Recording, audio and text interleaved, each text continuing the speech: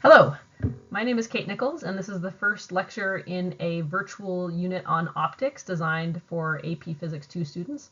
The topic of this lecture is perception and images, and the essential question is, how do our eyes and brain work together to make meaning out of electromagnetic waves? So the human eye is the organ that we use to detect these electromagnetic waves around us and give us the sense of sight. Eyes are obviously pretty complicated, but for physics, the main thing you need to understand is that if we want to see something, a piece of light, known as a photon, has to go through the pupil in your eye and passes through a bunch of goo, and then it hits eventually some cells in the back of your eye in a membrane called the retina. You'll see in the diagram, I drew an arrow. That's light that kind of starts down here, down below your eye, and when it passes through the pupil, it actually hits the back top of your retina in this case because that light is traveling in a straight line as light photons do. The light will hit a couple different kinds of cells, cones and rods. The purpose of a rod is to detect the brightness of the light, which is basically the number of photons that are hitting it every second. And the cones can detect the frequency or the color of the light based on how often they vibrate when they are hit by those photons. But the other really interesting thing in physics is that the brain can tell where the light came from based on which of these cells are triggered. So based on the fact that cell near the top of your retina was triggered, your brain's able to work its way backwards and figure out what direction the light came from. And that's a really important adaptation because we can tell where things are located based on where their light came from. So why do we have two eyes then? Well, many of you probably know the answer to this question already. It's something known as depth perception. Another name for this in geometry is called triangulation. The idea is you've got two eyes. Objects around you are generating light or they're reflecting light. The banana is probably not generating its own light, but it is reflecting the sun's light. So it's sending these photons off in all directions, right? Everybody in the classroom can see the banana, so photons are going everywhere. But one of those photons goes through the pupil and hits the back of your eye. Well, voila, we can see the banana. And your brain is smart enough to know that the light from that banana traveled in a straight line. So now that eye knows, at least along a single path, what direction the banana is. Of course, if you've taken geometry before, you know that your other eye is going to get a different light beam. It's going to get a separate photon, and that photon is traveling at a slightly different angle than the first one was. Your brain actually does geometry then and triangulates or figures out that those two lines intersect at a single point, and that point is the location of the banana. And so then you get the banana because you can reach out and grab it, you know where it is. The other reason we have two eyes from a biologist perspective is that vision is such an important adaptation for humans that having a second eye gives you a spare just in case anything bad happens to your first. But triangulation is a really important adaptation as well. So if two eyes are so great, why don't we have three eyes? Why don't we just grow some sort of tentacle and have an extra eye over there?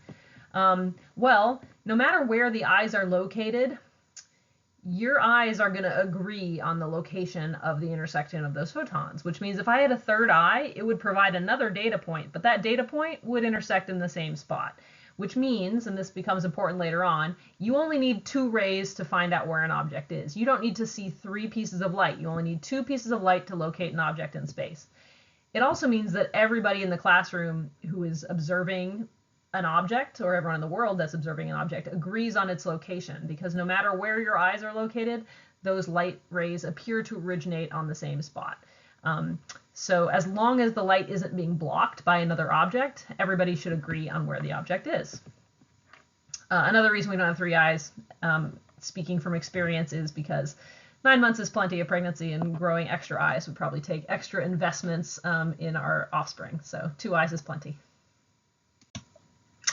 So the human species evolved in a world in which when we saw light that was yellow with a particular edges and particular patterns, we knew it was a banana, right? Light coming from a banana always had a banana behind it. But as we've developed new skills, tools, and technologies, humans have actually learned that we can manipulate light, that we can bend light, and that we can bounce light so that we can make it look like there's a banana without there actually being a banana there. That banana on your computer screen is a great example. This is known as an image.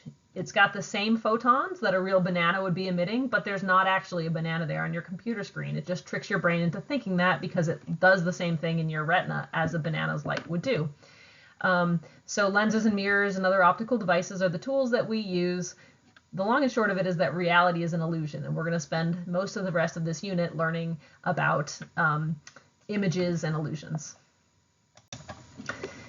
All images can be classified or categorized in a few different ways.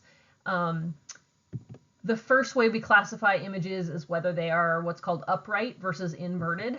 So if we've got any Game of Thrones fans out there, this is an upright image of Khal Drogo because he looks like a human we are used to humans looking, with the head on the top and the feet on the bottom. And of course, an inverted image, he would be flipped upside down. So that is the first way we can classify images, upright versus inverted. The second way we classify images is called magnification. It's actually going to be a new variable we'll talk about a little bit later on, the big letter M. And magnification tells how big the image is compared to the object that it's representing. If you have an image that has a magnification of 1, that means that it is basically life size. So if that eye was exactly the same size as Khal Drogo's real eye, it would have a magnification of 1.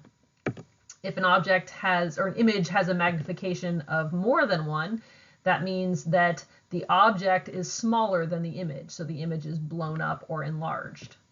If an object has a magnification that is less than 1, then the object is actually bigger than the image, so the image will be shrunk or teeny tiny. So that would be an example on the far right of a magnification of 0.3. And the last way we classify images is whether we call those images real images or virtual images.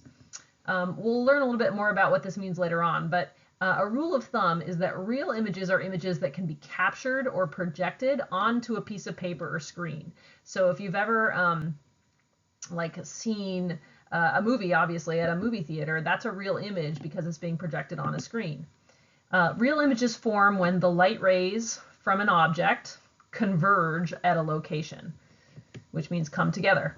If you've ever taken a magnifying glass and gone outside, you've noticed that you can make this really hot, bright little spot, but maybe what you didn't realize is you were actually making an image. The object you were making an image of was the sun. So you were taking the sun and you were making a teeny tiny image of a sun on a piece of paper. And that image is actually still hot because the energy in the sun's light rays are converged or brought together. But that's not actually just a bright spot. It's actually a picture, an image of the sun, a little bright yellow sun on your board or whatever it is that you're shining the light onto. The second kind of image is known as a virtual image, and these images will not be captured on a piece of paper or a screen. They just look like they're there. Your brain thinks they're there, but it's not actually something that you could put on a screen. Light rays appear to come from a spot, but if you actually went to that spot, you wouldn't actually see those locations. A couple examples of virtual images. One is a regular mirror. So when you look at yourself in the mirror, you see yourself behind the mirror. But if somebody went back there behind the mirror, there obviously wouldn't be anything for them to capture on a screen. So that's a virtual image. Rainbows are another example of virtual images. People are always trying to go capture the rainbow, but there's not actually a location. You can't put a screen and get that image to stick on that screen because they're virtual images as well. All right, that's it for the first lecture. Do take a minute and just think about a conclusion or jot down your answer to the essential question, which is, how do our eyes and brain work together to make meaning out of electromagnetic waves? What are the critical things that we've learned in this lecture? And thank you guys for your time. Oh, a little side note, I put an optional link to a video where someone shows a number of optical illusions, which are really cool images typically that basically confuse our brain and make it see things it's not actually seeing. And so if you're interested in learning about optical illusions, that's just purely for fun, but please enjoy and check out the video. Thanks.